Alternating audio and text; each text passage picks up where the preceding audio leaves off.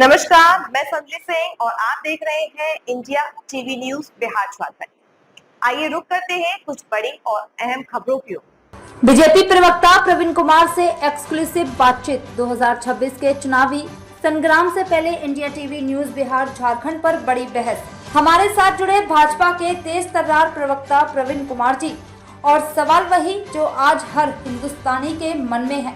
प्रवीण जी, सरकार ने 2024 तक हर साल 2 करोड़ रोजगार देने का वादा किया था। 2026 में जब हम खड़े हैं, क्या ये वादा पूरा हुआ? भाजपा का दावा है कि उन्होंने स्टार्टअप इंडिया, मुद्रा लोन और पीएम रोजगार योजना के जरिए करोड़ों युवाओं को आत्मनिर्भर बनाया है, लेकिन जमीनी हकीकत कुछ और ही तस्वीर दिखा रही है। पेट्रोल, डीजल, गैस सिलेंडर और खाने पीने की चीजों के दाम आसमान छू रहे हैं। आम आदमी की जेब पर मार पड़ रही है। सरकार इस पर क्या कहती है? सरकार का कहना है कि ग्लोबल इकोनॉमी की वजह से महंगाई बढ़ी, लेकिन राहत कब मिलेगी, इस पर अब भी बड़ा सवाल बना हुआ है। राम मंदिर बन गया, अब आगे क्या?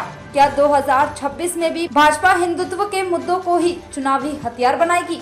बीजेपी इसे आस्था का विषय बताती है, लेकिन विपक्ष इसे मुद्दों से भटकाने की सियासत करार दे रहा है। तो ये थे बीजेपी के प्रवक्ता प्रवीण कुमार के जवाब, लेकिन अब फैसला देश की जनता का करना है।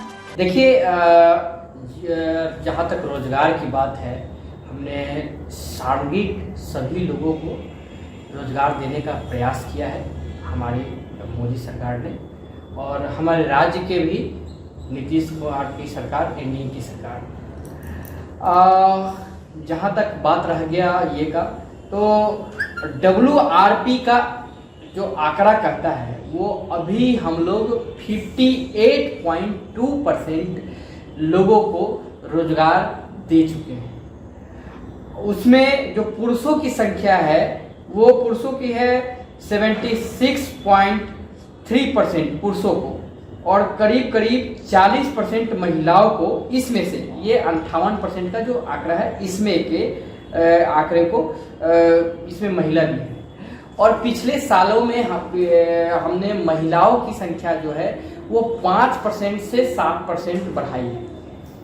आप जैसा कि देख भी रहे होइएगा, बिहार में भी अभी जो जितनी बहाली हुई है, कितनी सारी महिलाओं का उत्थान हुआ है इससे।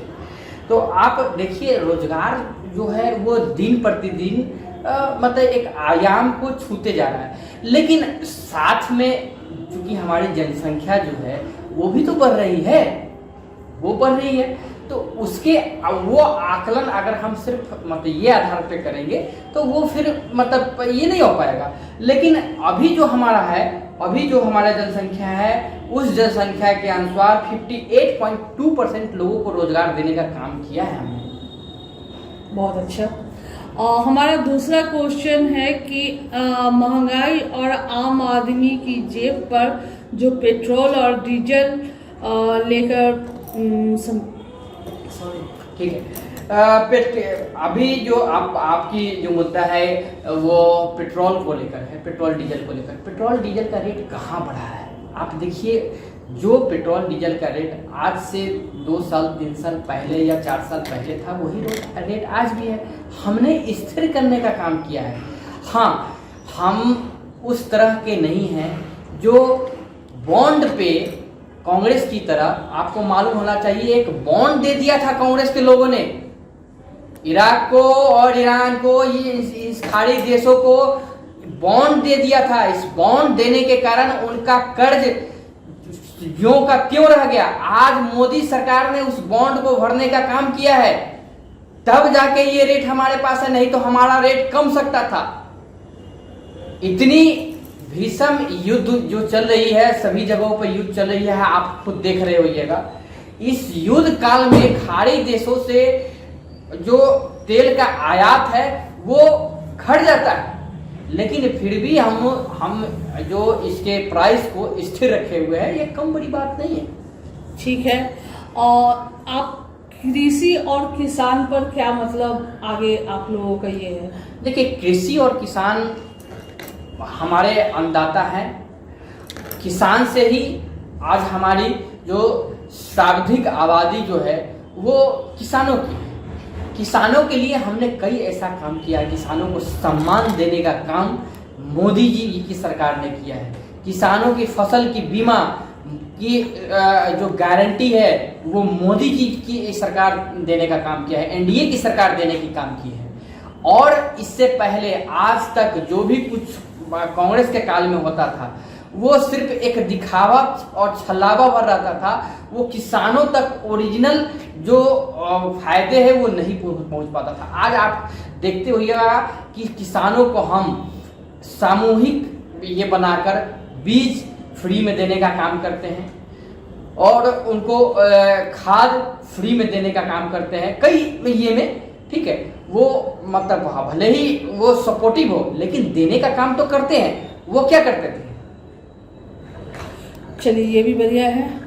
राम मंदिर के बाद अगला एजेंडा क्या होगा? राम मंदिर के बाद हमारा अगला एजेंडा होगा देश को एक अच्छे आयाम पे पहुंचाना, उस आयाम पे जहां हमें कोई ये निगाहों से देख नहीं पाया। आज पाकिस्तान का युद्ध हुआ, आप देख सकते हैं हमारी देश आज तीसरे नंबर की अर्थव्यवस्था बन गई है। आप सोचिए कि तीसरे नंबर की अर्थव्यवस्था वाली देश है हम लोग। आज हम लोग जो हमारी शक्ति है वो उसकी गाथा पूरे विश्व में जानी जाती है। पाकिस्तान से हमारी जो अभी युद्ध हुई, किस तरह से हम लोग उन्हें 100 से 100% उसके मिसाइलों को डिटेक्ट किया और वहीं अस्थिर करने का काम किया। S-400 जैसे आकाश जैसे हमारे जो एयर डिफेंस सिस्टम है उससे नाश्ता नाबूद करने का काम किया। आज अगर भारत का विश्व में जो ख्याति है वो मतलब यूं ही नहीं बढ़ रहा है, कुछ तो विकास के चलते ही बढ़ रहा है। तो ये जो है ये निरंतर हमारा बढ़ते ही चले जाएगा। ऐसा मतलब जो है जो राहुल गांधी कहते हैं, राहुल गांधी का मतलब जो विदेशों में दौरा क्यों होता है, वो देश को एक लेवल से नीचे लाना चाहते हैं, देश को लोगों को नीचा दिखाना चाहते हैं। वो भाजपा का विरोध करते करते वो देश का विरोध करने लगते हैं। इस कारण से हमारी जो छवि है वो धूमिल होने का काम होता है। कहीं अगर कह दे कि वो हम तो इस युद्ध का सपोर्ट कर रहे थे, कल को वो खड़ा होकर पूछ लेते कितने राफेल गिराए, जब हमारी सेना पर उनको भरोसा नहीं है, हमारी सरकार पर उनको भरोसा नहीं है, तो हो सकता है चलिए चलेगा, लेकिन सेना पे भी भरोसा नहीं होना, ये अजीब बातों की तरफ इशारा करती है। इसी पर आप ये भी बताएं कि चीन बॉर्डर पर हालात जस के तस है, क्या सरकार चीन के बॉर्डर पर जो हमारी हालात है वो हम जो लद्दाख के तरफ से जो हमारी सेना है वो सब अपने अपने पॉइंट पे हैं और कुछ इंटरनल बातें होती है वो हम आपसे डिस्कस नहीं कर सकते हैं, या वो पक्ष जो है सेना के द्वारा रखे जाए।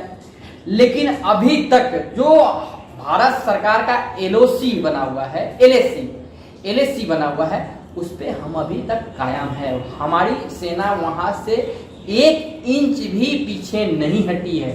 अगर विपक्ष का लोग अगर ऐसा कह रहे हैं, वो खुद लद्दाख गए थे, ऐसा कोई सबूत ला कर दे। यूं ही कहना हम तो समझते हैं देश का अपमान है, सेना का अपमान है।